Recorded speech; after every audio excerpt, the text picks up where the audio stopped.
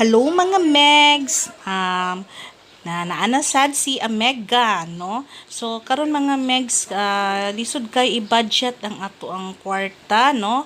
Kay labi na karon nga na COVID-19, kinahanglan nato mag-budget og tarong para masakto or dili ta sige kalas karon og kwarta labi na ay ing ani nga sitwasyon kay wala ta kabalo unsay mahitabo, no? So kani mga Megs, naghimo og budget friendly for our brunch, breakfast and lunch.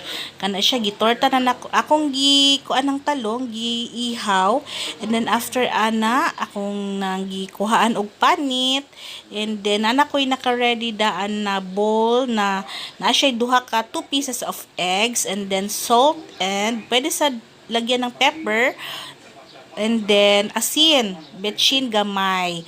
Okay, a little bit of betchin. And then yan, hinugasan ko na ang aking talong. And then after that, yan si kumare. Yan, very slow hugas. And then ngayon mga Mex, yan 6 pieces of eggplants, and then 2 pieces of eggs. Yan siya, aura, close up. So, yan siya, gipress ko siya mga Mex, pero ano lang siya, dahan-dahan lang ang pag-press para hindi siya yung masira or maputol ang egg. So ako siyang gihinahinayan og press. Mura lang siya gikusog Megs, no? Kagi gi fast forward ako ni ang video para dili madugay. So after that, nagkuha si mother og magic sarap na. Secret para mo lami. Pero gamay lang mga Megs, gamay lang kay. So after ana, press, ihalo ni mo siya para magsurup or talaga yung lasa. Yan, aura. So, after that, magpainit yan sa kalan. Magpainit ng mantika. Yan, konti lang na mantika, no? Para hindi masayang. Yan, nakita ang reflection ni mother na bagong ligo, hindi pa nagsuklay. So, after that, mga Megs, yan, painitin muna ang ating mantika. And then, yan, kung mainit na ba siya. So, yan, fast forward ko na. And then, yan, ilagay na natin yung, nakamix na talong and egg. Yan siya. Yan, press konti para siya mag-flatten. Yan, 2 pieces lang muna. Hindi natin siya sa isang kalan lang para hindi siya magdikit-dikit. Yan siya mga Megs. Yan, press. Hinay-hinay lang sa pag-press para hindi siya masira ang itsura ng ating egg. Yan, nilagyan ko ng yung mga binudburan ko ng egg. Yan siya. Yan, press na naman. And after that, hintayin lang natin siya na mag-brownish, parang brown yung sa kabila, yung parang golden brown. Then, bago natin siya i-flip sa other side. Yan siya, yan. As in. Yan siya.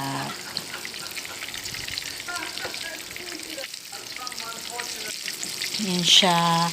Tapos, yan, gi-flip ko na siya kasi sa pikas or sa kabilang side is na golden brown na siya. Huwag din natin siya masyadong sunugin, no? Or depende lang sa inyong mood kung gusto niyo may talaga siya yung napaka golden brown. Yan, sarap.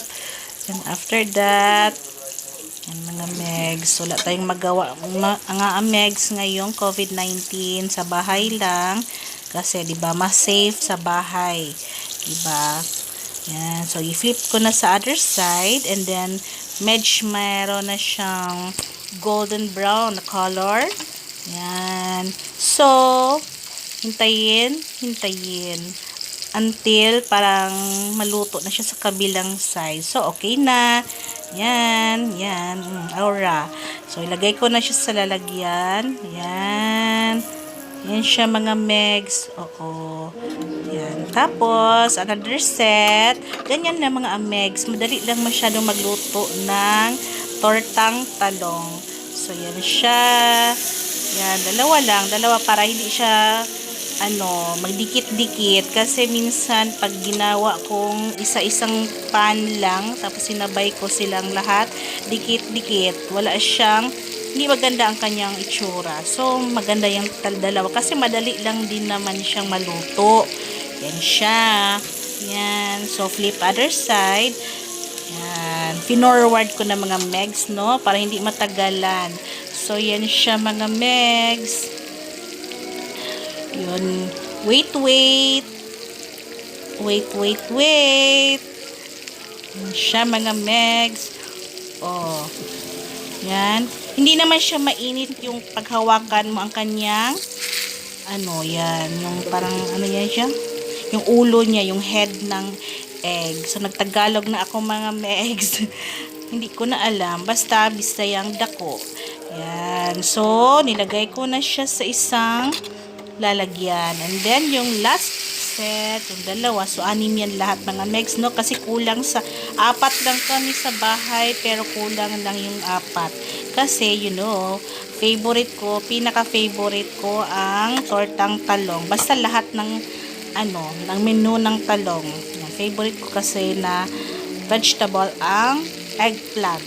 So, yan siya. Hintayin natin. Hintayin lang natin na maluto or mag-golden brown na naman ang yung other side ng eggplant natin.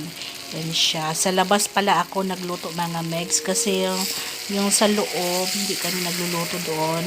Panagsara or minsan lang, no? So, dito kami nagluluto sa labas ng bahay sa likod. Yan. So, luto na mga megs. Yan. Sarap-sarap tingnan mga megs, no? Yan. Gutom na kasi breakfast and lunch na yan. Yan, sarap. Yan. Yan lang mga megs, no? Super sarap ng ating eggplant. Maraming salamat. Daghang salamat.